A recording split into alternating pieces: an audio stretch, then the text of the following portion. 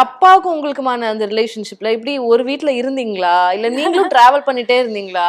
Right from when you were 3 months 4 months ஓல்ட்ல இருந்து உங்களை கூட்டிட்டு அவர் டிராவல் மட்டும் தான் நிறைய பண்ணிருந்தாரு. I just wanted to know அது எப்படி வித்தியாசமான ஒரு லைஃபா இருந்ததா? How it was for you? I didn't know that it was different. Okay. நீங்க சொன்ன மாதிரி நான் குழந்தையா இருக்கும்போதே வண்டியில ஏறி உட்காந்து அவங்க கூட நான் எல்லா இடத்துக்கும் போயிட்டு இருந்தேன்.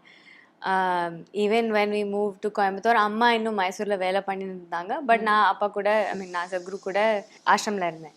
ஆஷ்ரம்னா லேண்ட், ஏதோ ஒரு தேட்ச் ஹட். நாங்க ஒரு 20 பேர் இருந்தோம், எல்லாருக்கும் ஒரே வீடு தான், அந்த ஒரு தேட்ச் ஹட். ஆனா எல்லாரும் அவ்வளோ அன்பா என்னை பார்த்துருந்தாங்க. லைக் ஐ நெவர், சத்குரு இருந்தாங்கன்னா சத்குரு எப்பவுமே நம்ம கூட இருக்கும்போது நம்ம கூட தான் இருக்காங்க.